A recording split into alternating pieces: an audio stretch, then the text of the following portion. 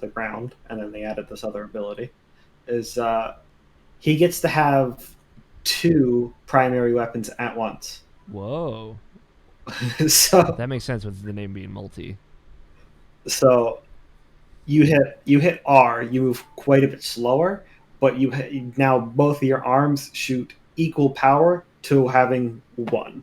So it's effectively an innate damage doubler. Cool. Not to mention for things like crowbar and the railgun, the double shot counts as 1 shot. Cool. So both beams get the crowbar bonus. Yeah, see, that's why I want to try other characters, because I've still only really played 2. Yeah, so what you do is you get a ton of attack speed, you build a little bit into crowbars, and your railgun ends up becoming a machine gun. Cool. And I don't think I've seen a higher output damage in the game. Than a machine gun railgun? I hope not. Some people are saying, or I saw some pretty high damage artificer builds. I saw some pretty high damage loader builds, as well as high damage mercenary builds. But I've never seen somebody do as much damage as the multi build. That's cool. Yeah, I'll play more and I will report back. We probably won't talk about it today, just because I got a lot of other things I want to talk about. But all right, let's do this funky thing. Rust off them gears real quick. Ugh. It is Saturday, April 3rd, 2021, and you are listening to the Irrational Passions podcast. I am Alex O'Neill, your host for this podcast thing that we're doing here. And joining me, as always, Mr. Scott Guthier. Hello. And Mr. Tony Horvath. What up? Hey, everyone. It's been a little bit. We took some unceremonious time off, but here we are. We're here. Deal with it. Hashtag deal with it. Thank you for understanding. Let's talk. How is your March, everyone? Scott, tell me what happened in March. You got vaccinated. Congratulations. Yeah. And that was honestly February. That was probably. I mean, you got the second shot in March, I think, right? No.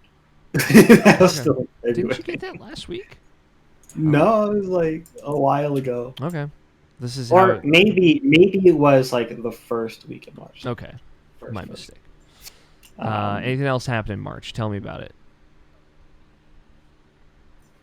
Nothing. I mean, this week I got new monitors. I was just telling you about. Yeah, are they the super long ones, or? No, I don't like those ones. Okay. I sat in front of one. And I was like, no. Now, do you do the thing? I was going to ask actually both of you because I saw somebody with this. Do you have like the claw thing where it's 4 monitors? It's 2, 1, and then 2 like. Other side one, other ways. You're talking about monitor arms with VESA mounts? Yeah. So yeah, I do have a VESA mount. Okay. But with just 2 monitors. I say just 2, but I mean like that's. But it will grow eventually. No. Okay. Are they on top of each other, like right on top? No, they're side by side. Okay. What about you, Tony? Do you have the VESA arm for? No, they're just sit on my desk. Screen. No, my setup. I have an ultra wide screen monitor in the middle. Mm-hmm. And then a normal 27-inch display on either side. Nice. I don't know. That the 4 monitors seems like so much screen. I wouldn't know what to do with myself. Yeah. But I already have a lot of screen going. I can basically turn my head, 90 degrees to the left and right and still see monitor. Yeah. So. I've never been good at sitting at a desk and playing video games or doing anything, honestly. But honestly, I get it. It is definitely like nicer to play like on a couch or whatever, but for me, after being a PC gamer for so long, I'm so used to being connected to like multitasking, like browsing internet while I'm doing stuff, or having some like YouTube video playing, or like being on Discord all the time, that like when I go to play a console game, I feel like fucking weird. Yeah I totally get it. Weird and isolated. Yeah. Okay. It's like what? Because like it's It didn't hit me until I was playing Kingdom Hearts, because it's been a pretty long time. It's probably the last console game you played. Yeah, the last strict console game that I've played, because when I play on my Switch, yeah, I'm right in front of my computer. Yeah, so just handheld. So. If I'm away from it, then it's like if there's anything like a decently chunky load time, if there's anything like dialogue with boring visuals, anything of the sort, where the game's just, well, you just sit here now. You just open your phone there's not much. There is not much to either listen to or look at. And the good news, it didn't happen too often in Kingdom Hearts, but I noticed enough to start paying attention to it in the PC games that I play, and it's very common. But it's so unnoticeable because I don't have to deal with it. I can do something else for that small amount of time. I can fiddle with something else very seamlessly. The thing is, the reason why all of us console gamers are so happy all the time is because, and this is me being facetious, is because when they hit those moments in their console games, they just look at their phone and get miserable. They just start doom scrolling on Twitter and thinking about how all the people on the internet are terrible. Which is what it's funny you say that too, because like those exact moments that you listed are the moments that I pick up my phone sometimes when I play game. I try to be better about it now. Well, I generally don't have that experience with people on the internet. Yeah, it's different, I think, on PC. It's like you guys said, you just. I think like what are the top 3 things that you go to? I mean, Instagram, Twitter, and then like. Okay, those things suck. Yeah, of course. It's social media. It's always going to be social media. It's those 3 things. Like it didn't matter what you said. It's when that happens, when you give me that thing, those top 3 things, doesn't matter what it is, those suck. Get rid of it. Yeah, you're not wrong. So I didn't say it fast enough, to be honest. I needed to not let you finish anything. Just shut up. Just absolutely steamroll it. No, that's fair. Tony, how was your March? It was good. It was a very VR-filled month. Yeah. You got full body tracking now. Yep. Is Sorry, push the talks back on, I can tell. It's been a very interesting month, I think. No, I know. Been a whole lot of, like I said, a whole lot of VR. That's kind of been most of my schedule. Is like get shit I have to do done, play VR, fall asleep, wake up, get out of VR, do shit I have to do. Now you are full on approaching that Sword Art Online. You're gonna wake up in a hospital and 2 years have passed at some point.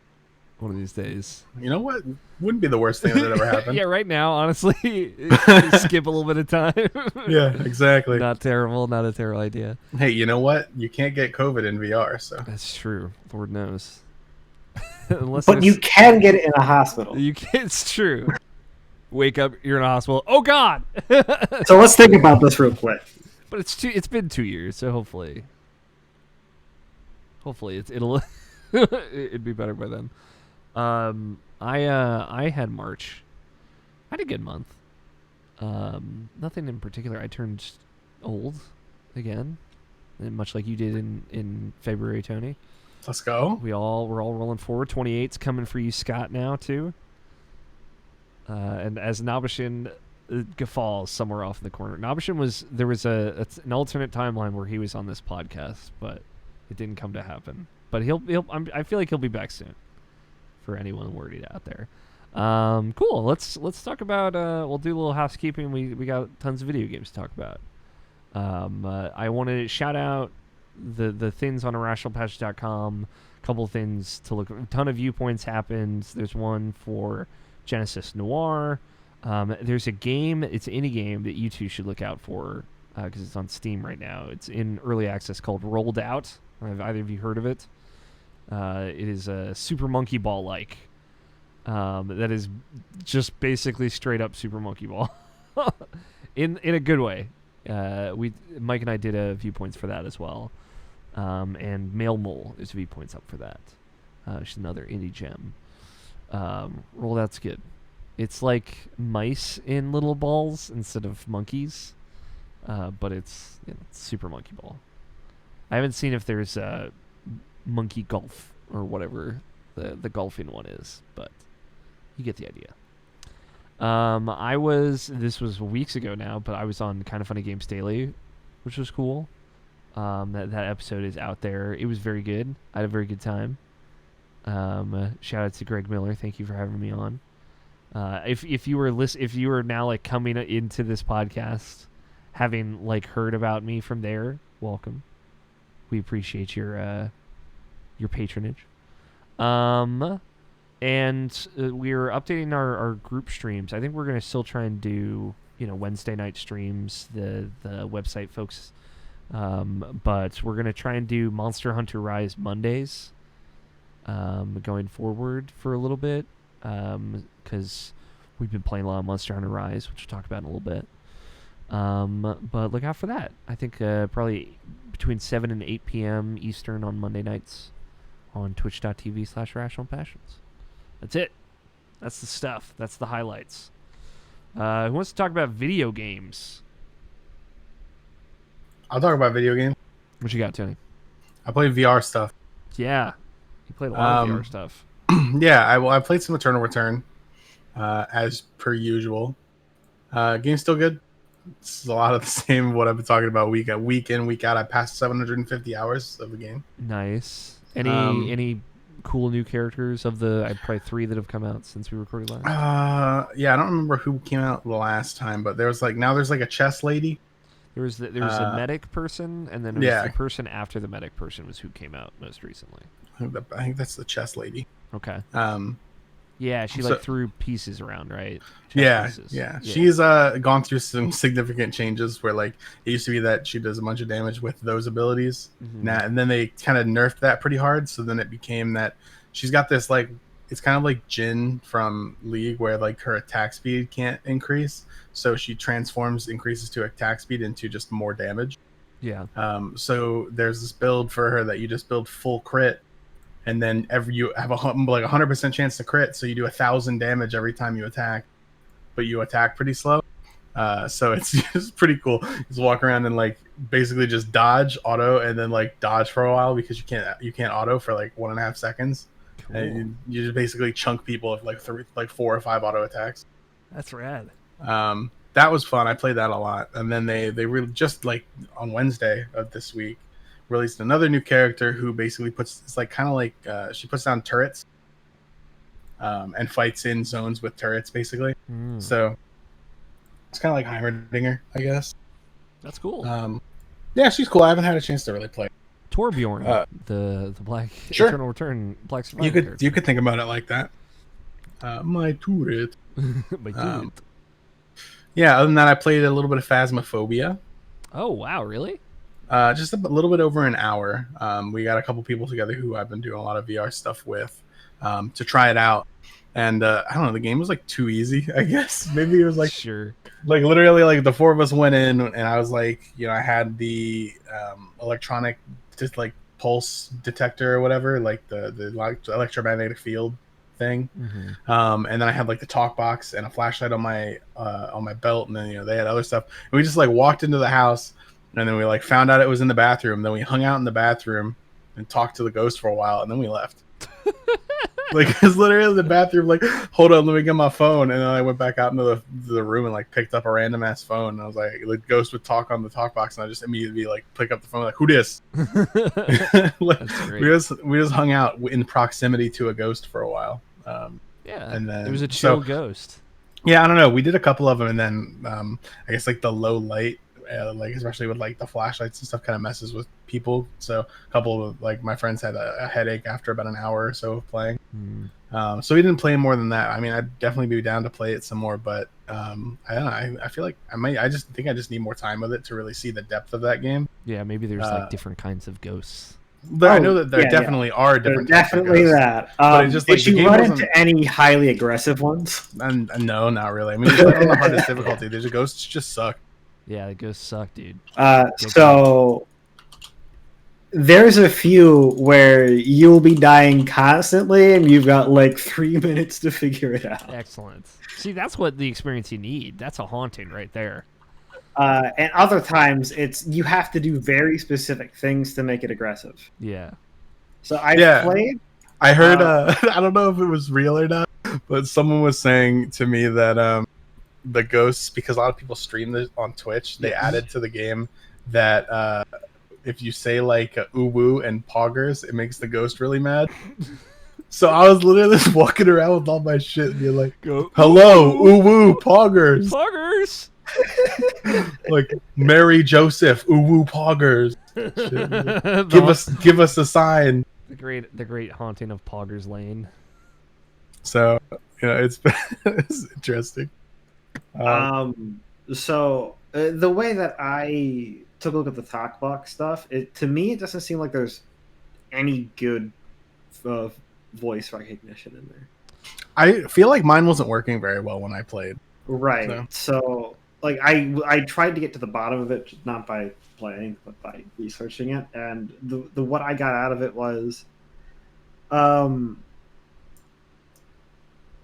just talking is going to be is just making noise into the mic is basically what it's tracking. It's tracking basically how much you do it, and that's about it. I feel like every horror game that has ever said, "Oh, you got to say the fucking ghost's name into the microphone and it'll work," it's always been bullshit.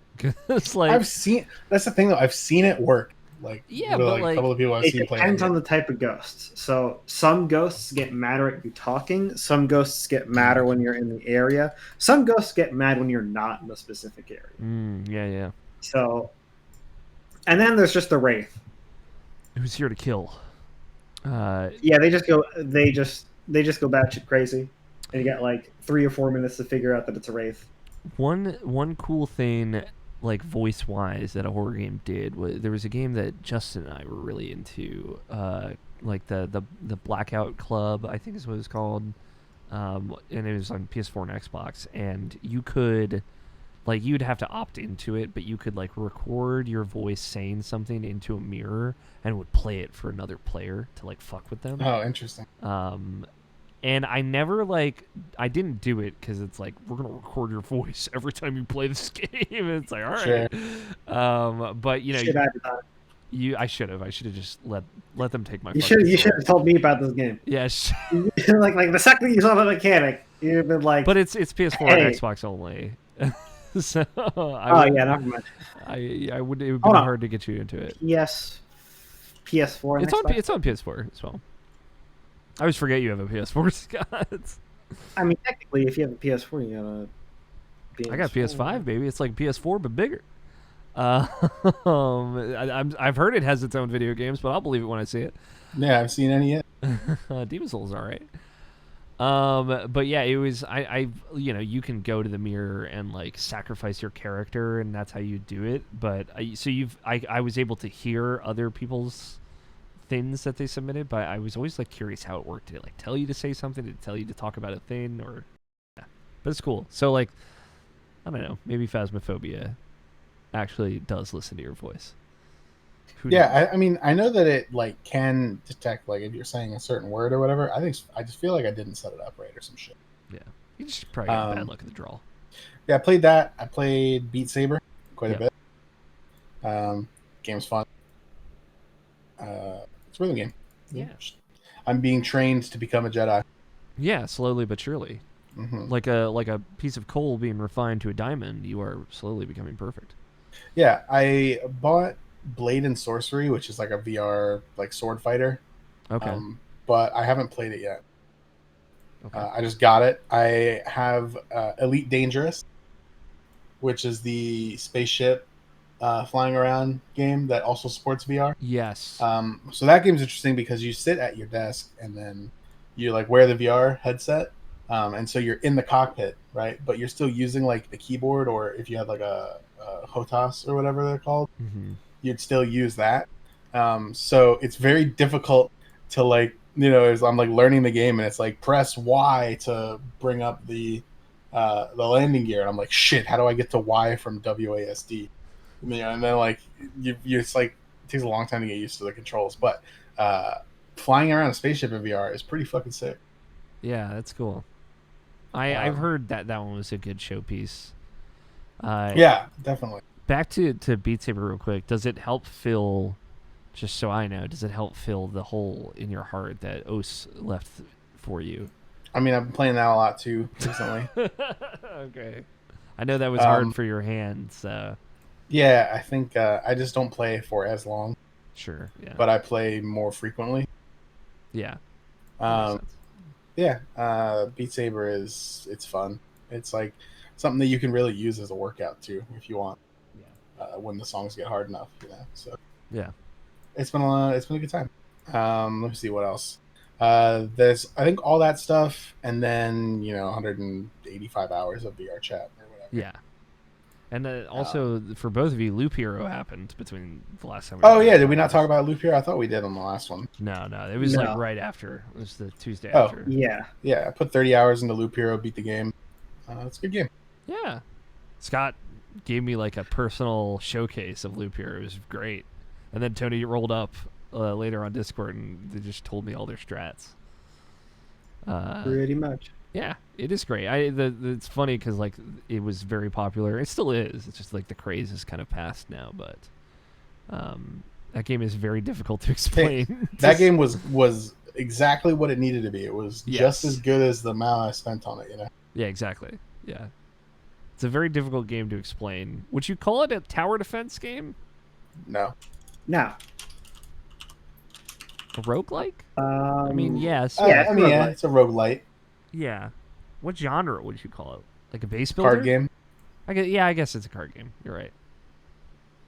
It is. There's so many facets to it. Beyond. Yeah, it's cool. It's a neat little game. I think it's like $10 or whatever. Yeah, because instead of it being like a, what's it called? A deck builder, it's a map builder. Yeah, you're building a map with cards. It's fun. Let me get more of these stone tiles so I can do more damage. I don't know. It's a cool idea. It's a very cool game. Yeah. My mom and my sister came over to try out the VR stuff, and the thing that sold them on it the most was this demo from like the lab, which is a like collection of Valve's like tech demos for VR. Yeah.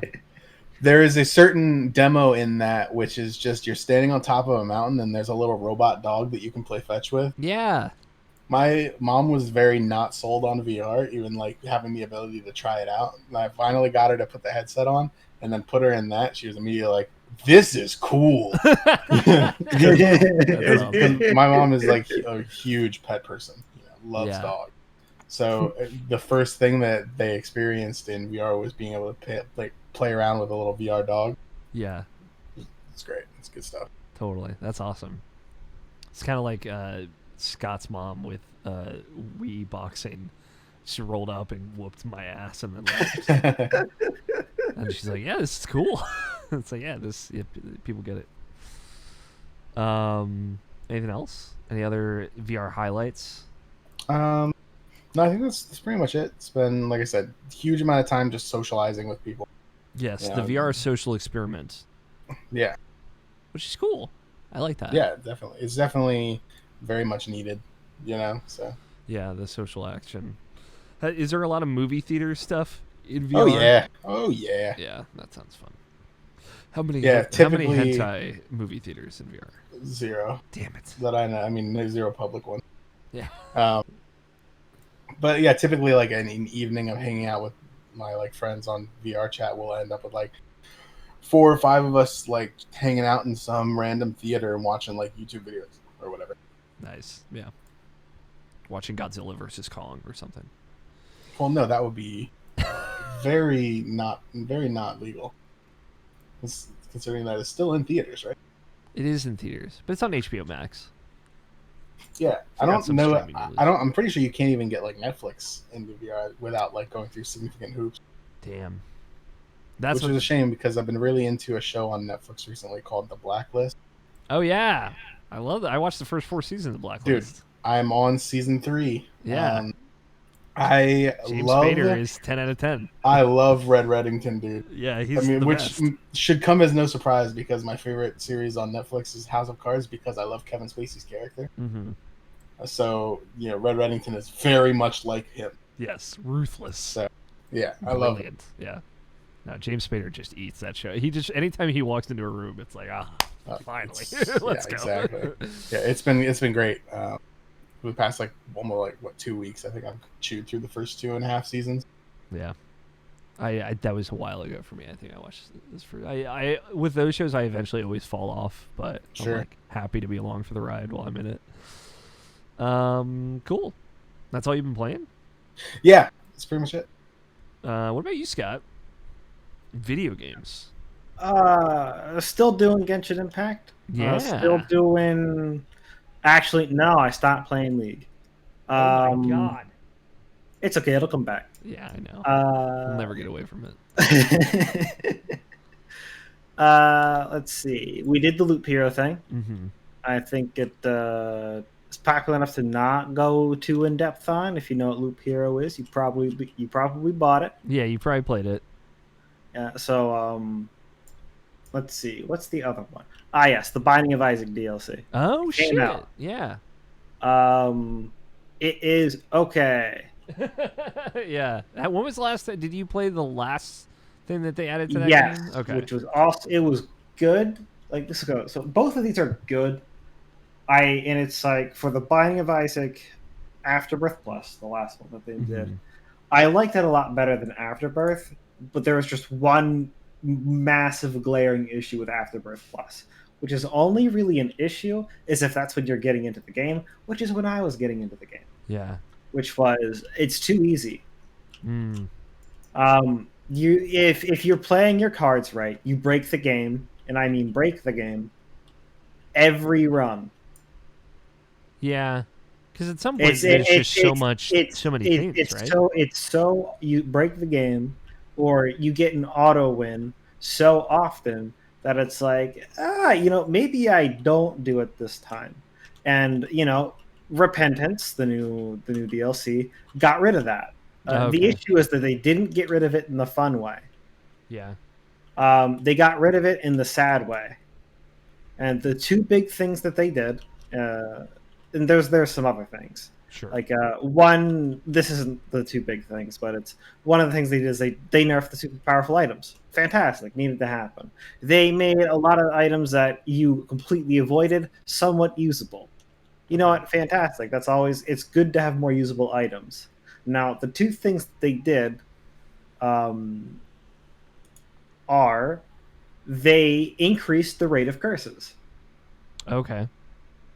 So now, every level you go, so basement, caves, whatever, you get a curse. Just guaranteed, or is it?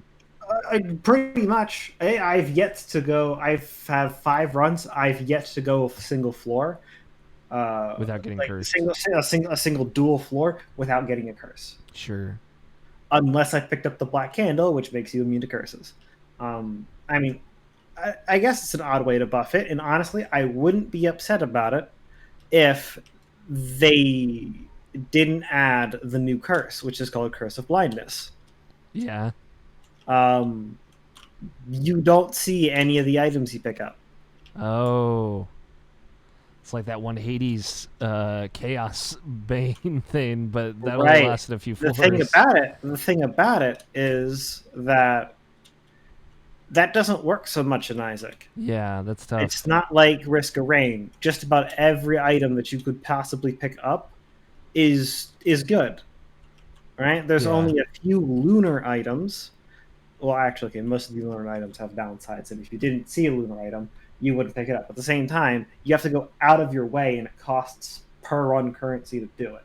Yeah. So it makes if they did it in Risk of Rain, which they don't, it would be usable there. But it's not here. Your character progression needs to progress floor after floor, and it has to progress at a pretty steady, or if it doesn't progress at a steady pace, it later has to progress at an accelerated pace. Yeah. If they didn't do the nerfs, it would be a not fun, but a more bearable condition. It's just they added an extra annoyance along with the extra enemies, but the game is now slated to deal with it. Right now, it's kind of just not, because half the curses that I get are just curse of blindness. Yeah. So I kind of have two options. I can run with items that probably are going to end my run, or I could be half as powerful as you need to be when the game's already in enough state. So there is no good way out of it unless you just don't have the curse by buying a black candle from the shop, which they made money just a little harder to get as well. Yeah. Is one of the things that they did. And,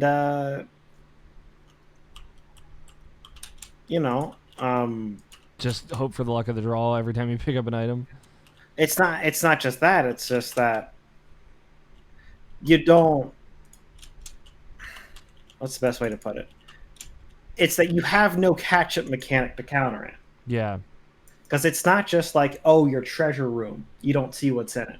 You don't see what's in your boss room. You don't see what's in the shop. You don't see what's in the curse room if there's an item there. Yeah. Now, you don't see what's in the devil room. More so than a lot of other roguelikes, Isaac's definitely like getting certain items punish you way more than they help at all. Oh, yeah. Definitely. That's why this is such a big issue. Yeah. Not to mention, I say that you got an auto win before, and it's not technically true. It's that you could propel yourself past the point where scaling matters too much. So you get pretty strong at the womb, and then the next 3 levels. Next 2 levels after that, you would be in a very good position to choose how much danger you needed to be in. Sure, yeah. And just skip to the end because you were powerful enough, or go through a couple of things that give you extra items. And now it's just, you're almost, unless you get lucky not by getting the item, but in Curse of Blindness, unless you are completely blindly, do nothing to change how your luck is, because all of this game and how the game breaks and all the synergies work, they just work by manipulating your luck. Yeah. Not blind luck. So unless you get completely blind lucky, you don't get routinely strong enough to be in those areas. So if you want to win and you're super careful and you don't get hit, then your runs now take 40 to 45 minutes. Do you think it's possible that it could just be absolutely shite RNGesus spitting in your face that you got these, and then it's just a bummer? It might even out as you play more, or you just walk away after you play this much? I would say that if I didn't have pretty much the entire Steam, I went through the Steam reviews to see if anybody else had the issue. A bunch of people did. Yeah. Most people complaining that it's too hard. Sure. And the difficulty is not a problem because Afterbirth Plus was too easy. Sure. It's just that there's nothing. The best way to put it is that it is randomly impossible. Yeah. Before it was random. It was broken by being it's consistently possible. Randomly, you get super broken, and it was pretty often. But now it's randomly possible. Sure. Because did you get the black candle in the shop early? Yes or no? Yeah, and if it's if it's no, did you walk into the treasure room, which has a pull-off where half the items actively make you worse? Yeah. Yes or no? That's probably a big That's a 50-50 shots. So right. So right now you have a 10% crapshoot, and that's just the one part. The other part they did to even make this worse is that they made both devil and angel rooms rarer. Not only did they nerf those pools of items, but they made them much rarer too. So the way that it would work before is that if you just didn't get hit, you would increase 30% chance basically per floor. Yeah, I remember this. Until you hit 100, when you started off boosted in the beginning, and that's the not getting hit is still a mechanic. However, it is no, it's closer to 45%. Now it is closer to 25%. Sure. So you are now getting half the Devil and Angel rooms you were before. Half the opportunities to kind of counteract those things. Right, and just like, unless an Angel room isn't super like this, but the Devil room is, where it's you have to pay a cost for an item that's might not be good. Yeah. Like even if it was free, you just wouldn't pick it up, and then you have to pay a cost on top of it. And now most of the times that I go in there, not every time, but most of the time, it's blind. Yeah. I hate that it's become the bane of your existence. Are you gonna wait and see if it gets patched or updated? So what a lot of people are doing is that they're waiting until mods come out to disable curses. Sure. And then just go from there. Right, because it's if you disable the curses, then the game is now appropriate. Yeah. And in order to keep the curses the way they are, you would have to remove all the items that gave you a negative effect. Yeah. Because it's the blindness issue is that big. Yeah. Or at least I have yet to go on a run where I have had less than 3 blindnesses on the run. Jeez. Yeah, that's a lot. And I've yet to make it past the womb. Which is what, World 3, right? So basement, caves, underworld, womb. Okay. No, basement, caves.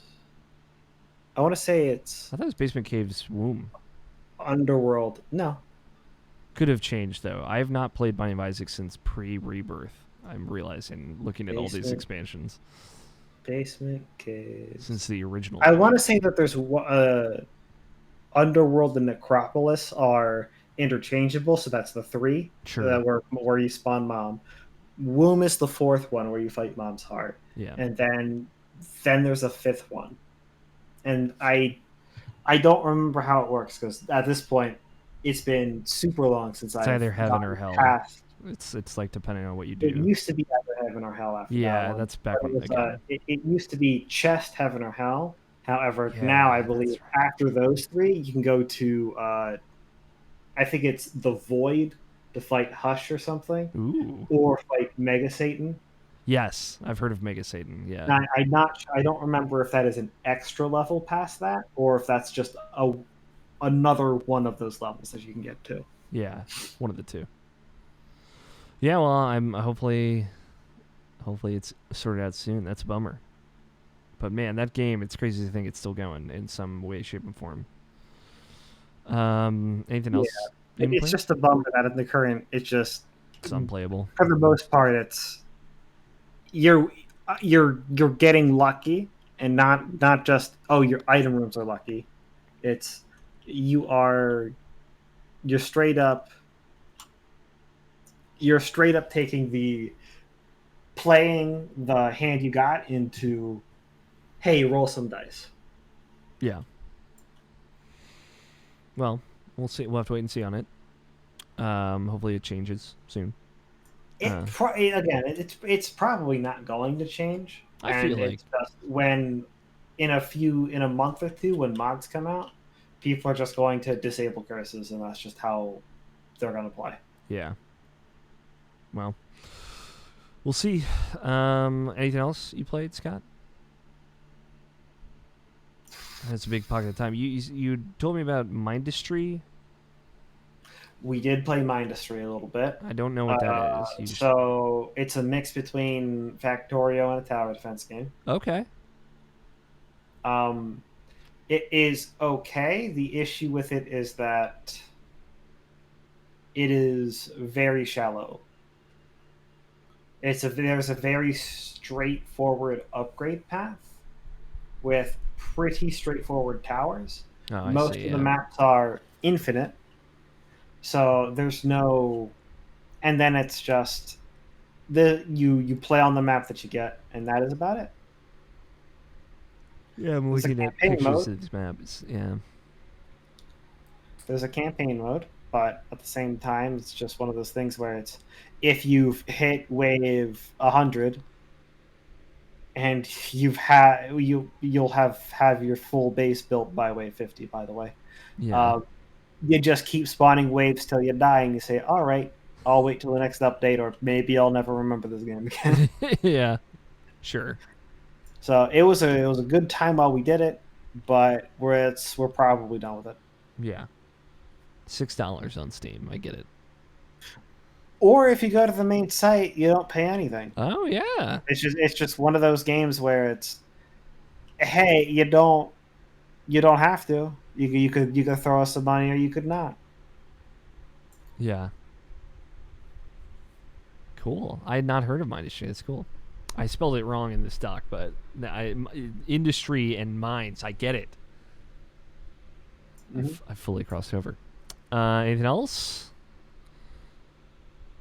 I feel you told me yesterday, or not yesterday, God, I have to remember that was a week ago, that there was like one that you fucking couldn't remember and you were so upset, but... Yeah, I'm pretty sure it's still out there, but I think the thing that I didn't get into is that I've been playing another Terraria map with Greg, because he's never played before. Oh. Yeah, I threw him straight into master mode. Greg Blaney, not Greg Miller. Both. Okay. God, that would be so great. Yeah. Yeah, old host Greg. Yes. So that's been fun. Yeah, he's taken master mode pretty well. That's good. Not too much to say about it. Still Terraria. Yep. Still one of those classics. Cool. I played some video games. I played a lot. So I'm not. You haven't. Time to wrap up the show. Yeah. All right. Cool. That was it. The news, real quick. I played a lot. I'm not going to talk about all of them just because it would take forever. I did want to ask at the top. So I started playing Enter the Gungeon, which I know at least Tony has played a good amount of. Yep. I was looking at any tips, anything to look out for Enter the Gungeon. It's been a long time, brother. Yeah. I fear I'm getting the hang of it. I'm not very good at it, but I'm slowly putting it together. I was just curious, but yeah, I've been playing a lot of roguelikes. So like I played a little Risk of Rain. I mentioned before we started recording. Scott showed some to me last week, and I played. I'm trying to think. I feel like there's another kind of out of the ordinary one in there, but I can't think of it off the top of my head. So I'll hit the big ones. So Spelunky 2. I finished for real. I got to the Cosmic Ocean, to the very final secret world.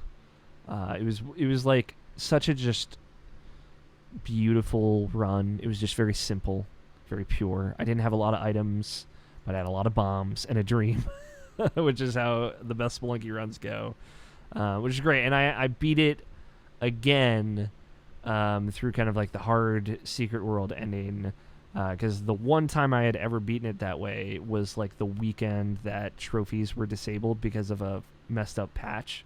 So I had never gotten the trophy for beating it, even though I had the visual and the base for having it. So I got that. I got the trophy for Cosmic Ocean and for finishing it the hard way.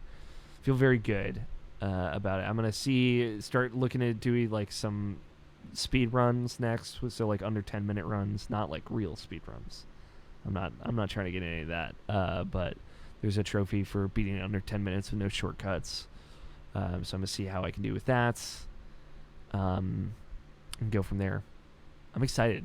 I felt like I reached a new echelon with Spelunky 2, and it's just like very good, chef's kiss of the video game. I think I've talked about it before, but I sat down to replay and give a genuine shot to The Outer Wilds, not to be confused with The Outer Worlds. Have either of you played this game or heard of it? Outer Wilds? The Outer Wilds? Yes. This is like it's like a 21-minute time loop space travel game. It's very... No, I haven't. It's the idea is... I want to say that I have, but I can't place my finger on it. I feel like both of you would like it in some regard. I think Tony, maybe you would dig it a little bit more. Okay. But the idea, without giving too much away, because a lot of the game is kind of discovery, is you're from this little planet with these cute little alien guys, and you're part of the space program at that planet. People kind of travel to space and explore this little solar system. So this is your day that you're going off to explore, and you have this new tool that can translate the language of an ancient civilization. And so you're going off into the solar system to explore, a series of planets.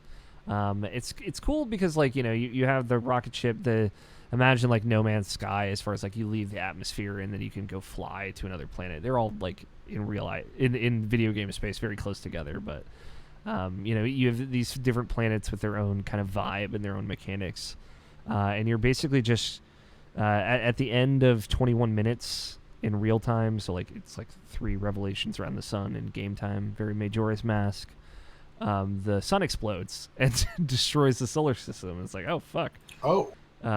Which is very explosive and dramatic. So then you reset back to the beginning of this time loop, and it's like, okay, why is this happening? What's going on? And it's just like kind of goes from there. Of like, all right, just do it. Now we tell you nothing of what you have to do, but you have to just basically kind of go around the solar system and figure out what's going on. It's cool. Like, if I were to like give a really accurate pitch of what the game is, it's like if you were an archaeologist, the video game in space, as opposed to like on just a single planet. And it's one of those games that's like got a lot of critical success, and I don't know if I think it's like that great. I'm not gonna go that far, but it is really cool. It does the way you can unfold this secret and all of this information and start putting the pieces together. Like, it actually has like a corkboard-esque thing where you're kind of connecting the dots of all the notes and things that you found, and you just kind of organically discover things and put things together. And I had tried it before, but I'm like, I don't know where to go. I don't know what to do. I don't know if I'm like not listening enough or like not talking to the right people. And I this time I was like, I'm gonna give it 2 hours. I'm gonna sit down with it, and if I don't want to play anymore at the end of the 2 hours, I will put it down. And I like focused, didn't check my phone during loading screens as previously mentioned, and just like talked to everybody and kind of started. I even took a couple of notes of like where I want my path to be, of like, all right, I'm gonna go talk to this person on this planet. And then it's like, okay, you've given me an idea to go look at this, and now, all right, now I know I have to go do this. And that set me on a path, whereas before I was just kind of wandering around trying to figure out what I should do. And once you start like, okay, there's this thing here, and it did this at the beginning of the loop, and now I have to figure out where this went. Once you start like getting into like, what do I need to do to actually figure out this time loop, it does hit some levels of like, this is really fucking cool. But what's cool is it like uses like quantum mechanics and a lot of, it's very. I was talking to Nobishin about it, and it's a very accurate comparison, even though it sounds not. It's like the Outer Wilds is basically like the Interstellar of video games, where Interstellar is like this big visual showcase from Christopher Nolan about like gravity and all the ways that black holes and gravity could affect things, and it's like based on real science, but a lot of it can't be proven. It's a lot of theoretical stuff. Outer Wilds is very similar to that approach, but with quantum mechanics instead of gravity. So like the idea of things occupying the same space, and space being relative to other things, and those things being kind of interwoven. So they play around with that a lot, and it's very cool. As like a little bit of a science nerd, not too much, but enough to recognize some of those mechanics. It was very cool. So that is what I'll say, because a lot of people are like, you shouldn't spoil. I shouldn't tell you exactly what you do and what you do, because like you kind of have. It's one of those things where you have all the tools available to you. You just have to like know how to use them. And once you start like actually putting those things together, it's very cool. It's good. It is a fun science game. I've been playing Kingdoms of Amalur Reckoning, the re-release of that. That's just been like my filler game of just like nom bullshit. Go here, kill 10 wolves, bring back their wolves' tails. Like that's basically that whole game, and I'm just having fun with it. It's like my background game. But the other two big ones are It Takes Two, which is the new game from Joseph Fares, the guy that said fuck the Oscars at the Game Awards once, which is weird that he's known for that. He made A Way Out, which was like that weird 80s like crime co-op game. So this is like very much the same kind of split screen, two people playing at the same time. I would love to see you guys play this together. That is my proposal, but I think it's on PC as well. But it's great. It like the idea. Yes. The idea was with it. A Way Out was like a always co-op, always split screen game, online or offline, doesn't matter. Like it needs to be played with two people in order to be played well. Like it doesn't work otherwise. So this is like that, except instead of being like a third person action game, it's a platformer. And it's a very good platformer. Like the drawback of A Way Out was like it was a cool concept, and I was here for like it being like a big hammy story, but it was like not a good or fun video game to play at any point. It was fine because like you're here for the bullshit and the shenanigans, but like in a kind of reverse of it, It Takes Two is like a phenomenally well made video game that's just really fun to play. With really, really cool two-player platformer mechanics.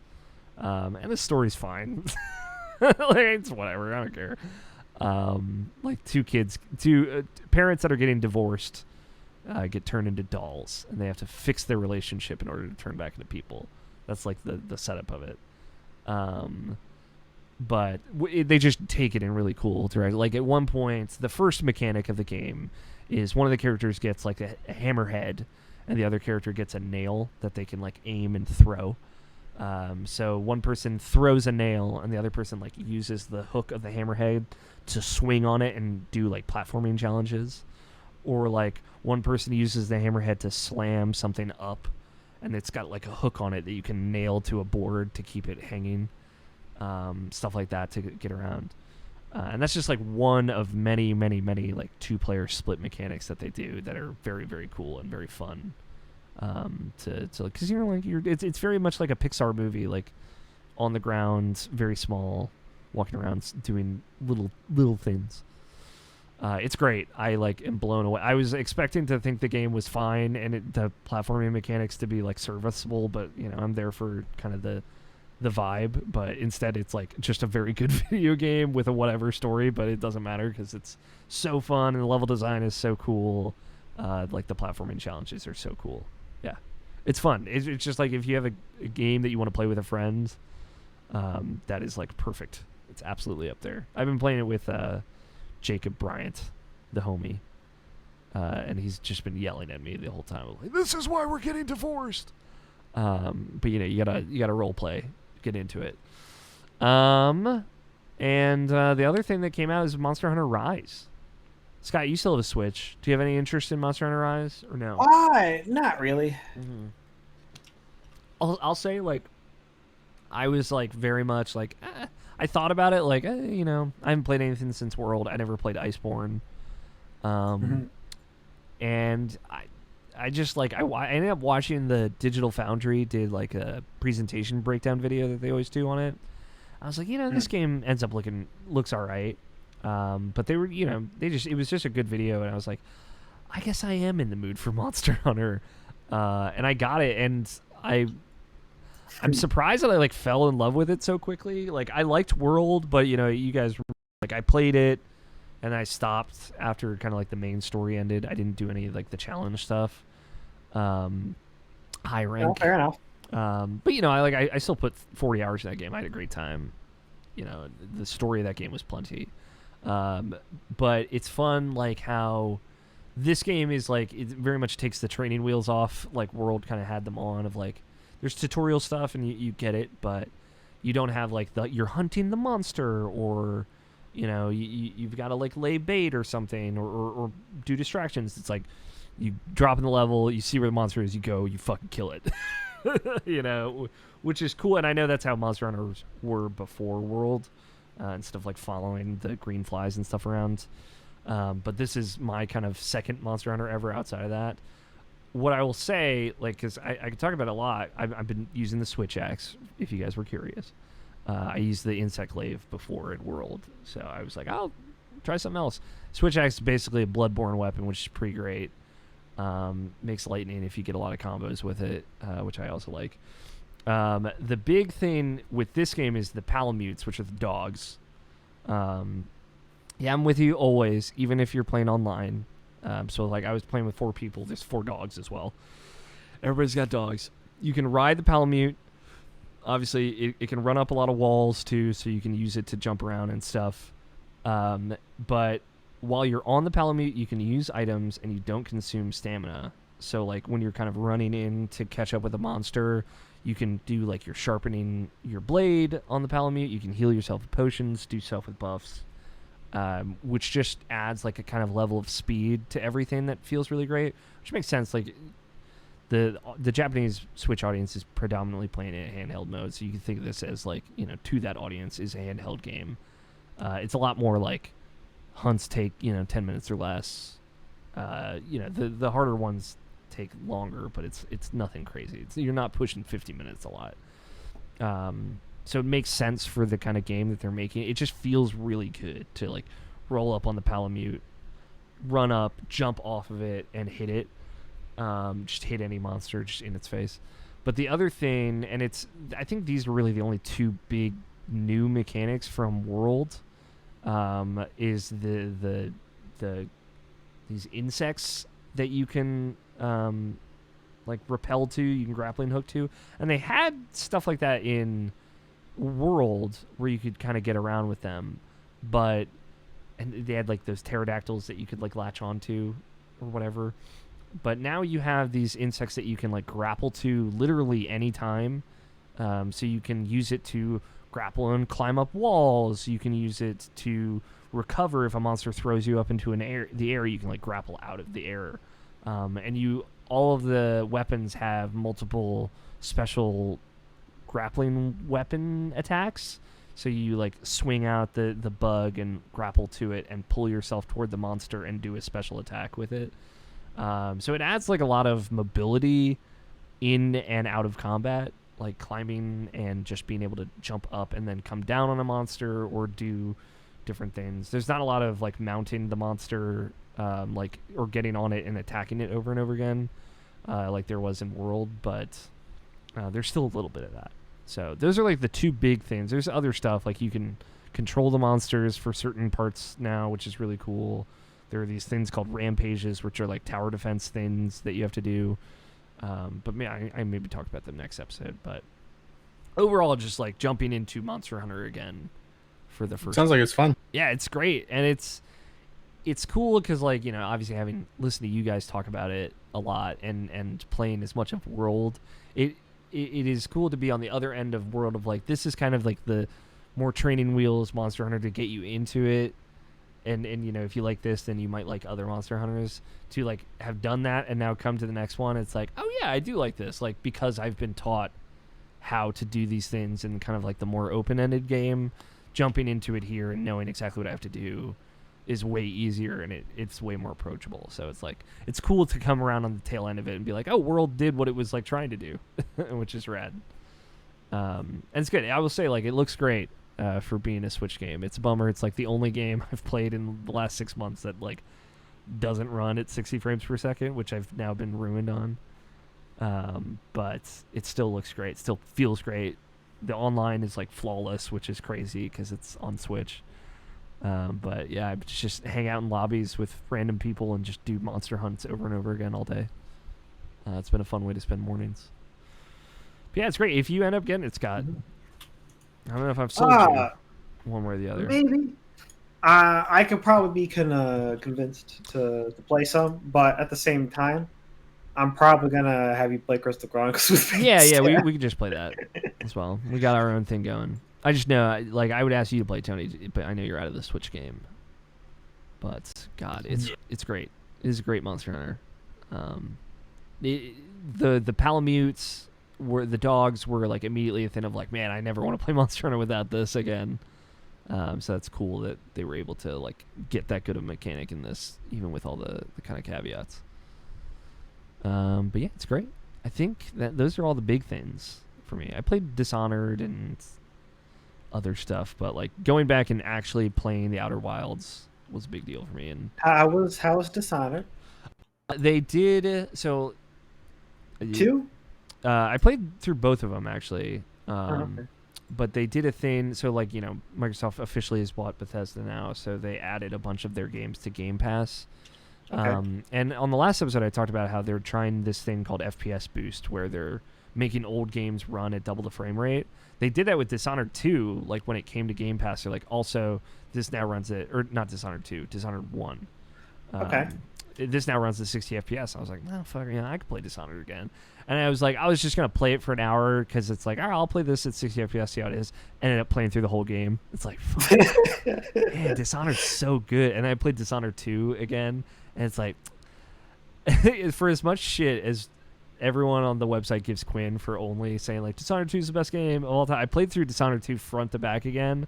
I was like, this is a fucking 10 out of 10 video game. Like, just the levels they progressively just get better and better and better, and it's like, that the final level not being the best level in the game is a bummer, but there's like the third to last level is just one of the best. Like, I know the immersive sim is a terrible name for the genre, but like, since that's the name we got, immersive sim levels I've ever played of just like having multiple choices to like kind of look around. I actually, because of this, and I was like, I told Quinn, hey, if I'm ever in a Dishonored mood again, which may never happen, I will finally play Dishonored 2, like the Death of the Outsider kind of expansion that they did. And I did finally play that, and it was like, it's fine.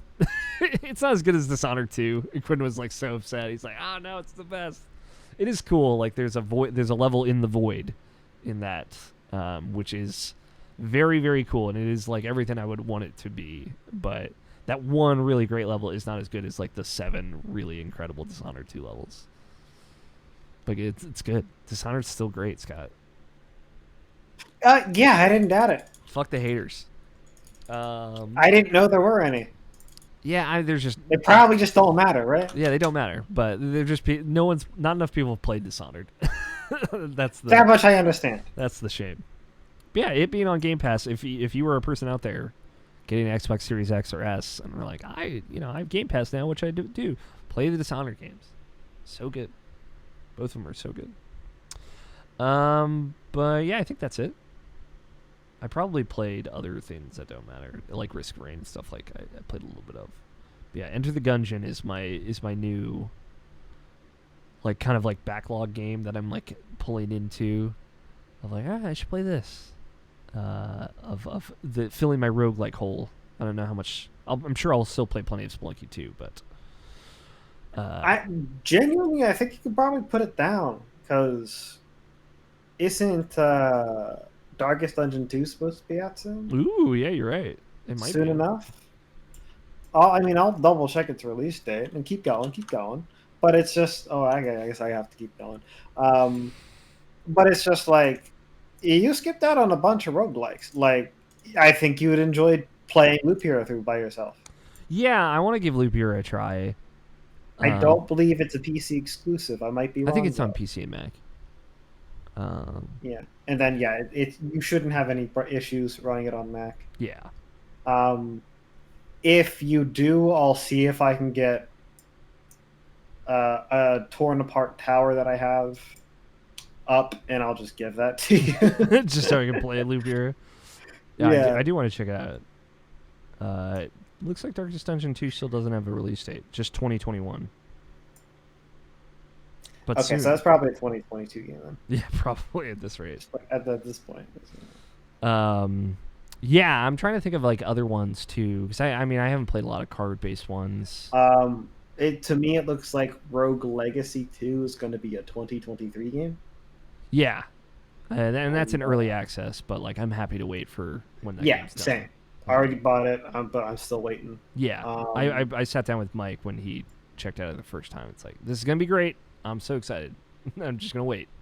You could probably get into. Nah, I still wouldn't get into the Binding of Isaac unless you're on a PC, because I genuinely think that you would either skip the Rebirth DLC. Afterbirth Plus is a good time, even though it's a little easy. Mm-hmm. It won't be easy for someone who's so rusty. Yeah, it's been a while for me. I'd have to. I mean, I just need to warm up, you know. And then it'll have a very nice difficulty curve to it. Yeah. And then there was a couple more. I got Hades, so like I hit the big one for me. There's probably aren't you like done with Hades though? Yeah, I'm super done with Hades. Yeah. I did everything. I did literally everything. Well, yeah. And then how I was going to finish that is all of that, as well as Risk of Rain. Yeah, should be like enough roguelike to keep you covered. Yeah, I just need to play more Gungeon and Risk of Rain. I think those are going to be my two, which are very gun heavy, which is fun.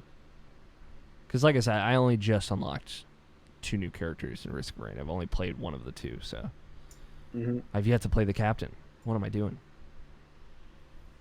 Did they add crossplay to that game yet? No, there are no plans yet to. But God, damn it! I wish. I know, that would be perfect. We'll see. I think that's it for video games. Let's got a couple of headlines. I kind of already mentioned this first one, but Microsoft officially bought Bethesda. It happened. It happened mid-March. Like, that deal had been announced last year, but that is officially done. And they followed up by putting many of their games on Game Pass right away. And then they did another indie thing where they're like, we're going to make PC Game Pass better, I promise. Not really. It's not what they said, but they seem to have an intent to make it even better. And then, like, 2 days ago or whatever, the MLB The Show, which is coming to Xbox for the first time, even though it's a Sony San Diego game, they're putting it on Xbox. It's going to be on Game Pass day one. It's not going to be on Game Pass on PlayStation, so it's very fun seeing Sony's kind of reaction to it. This is news. I forgot to write down here because this happened just a couple days ago. Sony announced that they're killing the PlayStation 3 store and the PlayStation Portable store and the PlayStation Vita store. So be ready for many, many thousands of PS3 only games to no longer be available to anyone if you don't already own it. Yep. Which is heartbreaking, and this isn't like a surprising thing. Like, obviously, I mean, Nintendo did this with the Wii, or the original eShop, the Wii Shop channel. Like, not that long ago, there were exclusive games that have never existed anywhere else that are gone from that. And at some point, they're going to close the 3DS and Wii U channels, because that's kind of how Nintendo does. It's just a bummer to see, Sony doing that. Especially knowing, like, I have 360 games that I bought in 2010 that I just own on my Xbox Series X. They're just there. I can play them right now. And Sony has clearly no intention of having any kind of equivalency for their older games, which is a bummer. So it's July is going to be when the PS3 and PSP get shut down, and August is when the Vita gets shut down. You will be able to re-download games that you've purchased, so you don't have to just get a bunch of external hard drives and copy them to external hard drives or anything. But if you're, I've been seeing a lot of people, Nabashin and George included, of buying all the games that they will no longer exist in a few months now, so that way they have them. If I recommend Tomba, PS1 Classic, Tomba 2, PS1 Classic, Alundra, PS1 Classic, and get the Mega Man Legends games. Do it for Tony and me. We're always looking out for Mega Man Legends. It's just dead. This is dead, man. Listen, I believe you too. I'm with you on this one. But it's gone. These games are fun, man. It's dead. God, remember when Legends 3 was going to happen and then it was canceled? God. Still pissed about that. And then the other big thing that happened, more Nintendo Switch Pro model news happened. But this was like pretty... There were two things that happened kind of within a couple weeks of each other that were from sources that are very, very much credible. To the point where like I would put a pin on like this is probably going to happen. I don't think this will end up happening this year, that some people think it might, but there will eventually be a Switch Pro. It sounds like it will have a 7-inch OLED screen, which is a little bit. I believe it's a 6-inch screen on the Switch currently, and it will have a new NVIDIA processor that it uses this upscaling thing. It has a name. But it is a smart processor for essentially upscaling to the 4K image on when it is docked, and it would be 720p when it is in handheld mode.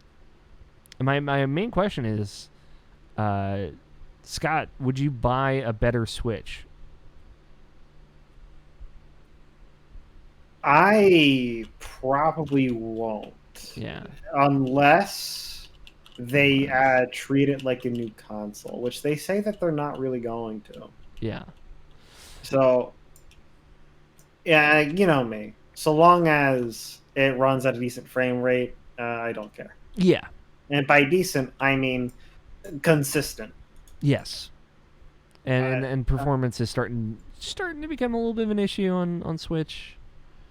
Most of those games are kind of made to run, at 30 fine, but... Yeah, but at the same time, most of the games that I've seen that are an issue on Switch are also weird ports that I don't agree that should happen. Sure. Like the Witcher 3 port. Yeah. not even thinking about that. But like Monster Hunter Rise running as well as it does is definitely like the thing of like, man, there's a lot going on online here, and this is running surprisingly very well. But yeah, that is Capcom is kind of nailed it there. Tony, would you buy a better Switch? No. Yeah. But you're also the person of like, if there was something that you wanted to play, that is the only situation where you'd buy a Switch again. Yeah. Yeah, it would be basically I'd get it to play that game and then get rid of it. Yeah. Maybe not the best course of action, but it's better than just having a console that sits around forever and does nothing. Yeah, it does absolutely nothing, sure. As I'm surprising no one, I would buy a better Switch. Hell yes. Hit me up.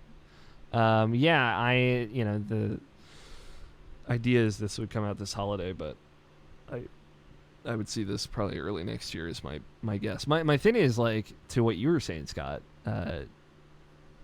March 2022 will be 5 years since the Switch came out, which is crazy to think about, but Right, and it's like that's typically when Nintendo puts out a whole new console, so 5 years later. Exactly. It's 5 years later, but they're not doing a new console. That's the crazy thing. They are just updating it. And then, in 5 years after that, they absolutely will put out a new console. And I don't think that it's a terrible move. Sure. Switch is doing very well right now, so... But I also am going to say that that's largely dependent on what they have on the works for the next generation. Yeah. I think, because, the thing we know coming out next year right now from Nintendo is Splatoon 3. And if you have a possibly Breath of the Wild 2, Splatoon 3, and maybe another big game next year, that would make sense to launch a kind of Pro Switch on with, assuming that all those games take advantage of it. But I'm also, down for the idea of them just making a Switch 2 and that just being their next hardware and just... Switch 3 after that, and just kind of keep the same idea forever, even though it's a very un-Nintendo-like thing to do. It is such a perfect little system. I'd be happy if a Switch was the form factor for my Nintendo video games going forward, as long as I could still plug it in my TV. Yeah, and all things considered, unless they plan to return to having another console, I don't think that they plan to drop that model. Yeah. Kind of like how they kept the they went over the different iterations of DS, and they had that along for way longer than that should have been around. Yeah, and I mean, they're making 3DS games through last year. When they went to the 3DS, I'm just talking about regular DS. Then they went to the 3DS, and they did the same thing with that as well. Yeah. So I'm willing to bet that they will. I'm willing to bet that they'll continue to do something like that. Yeah, I think so. Well, I mean, we'll have to wait and see. Obviously, so we have to remember, like, Satoru Iwata also passed. So there's been like a change in leadership. So the vision at Nintendo has certainly changed while the Switch has been kind of in the ether. So we might know what their plan going for like long term is until probably we see the next thing that they do. But if it's an OLED Switch, I'm excited.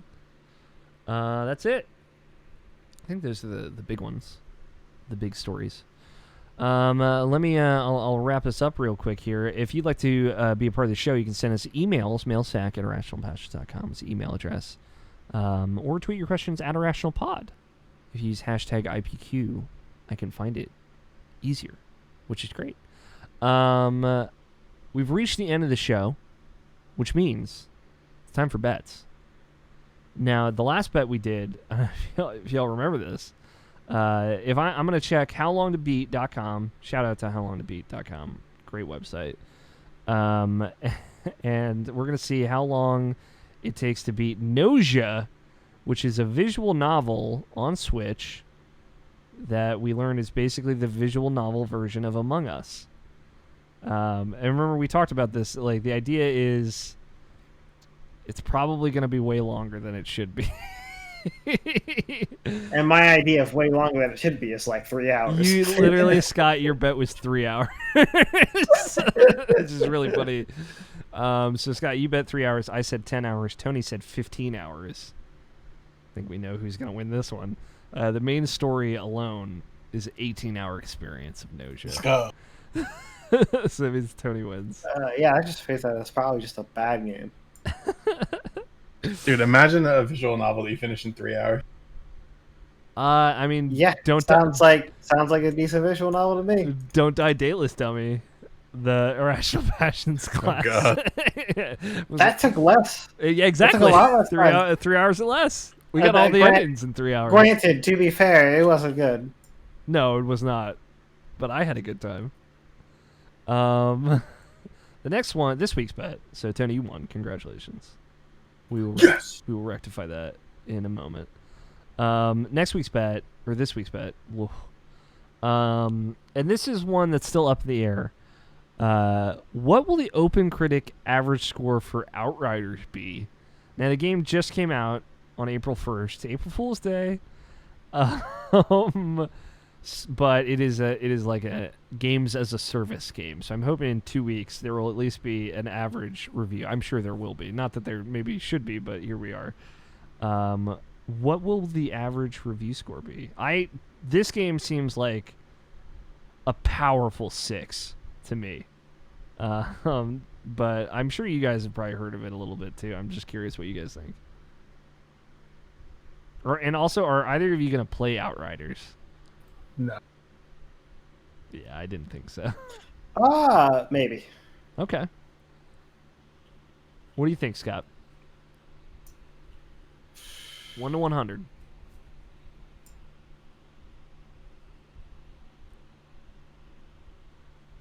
People can look at the service crashing right now. Yeah, hold on. If they want. Hold on a second. Yeah. Hold on a second. Yeah. You what was the bet? For some reason, I'm thinking it's Metacritic score. Yeah, so that's it. It's Metacritic. It's just Open Critic. Okay, because you started about the service crashing. Okay. I want to say it's going to be an 85. Whoa. Solid 70. 70. Okay, I said 63. That is because the game is out. Game's out.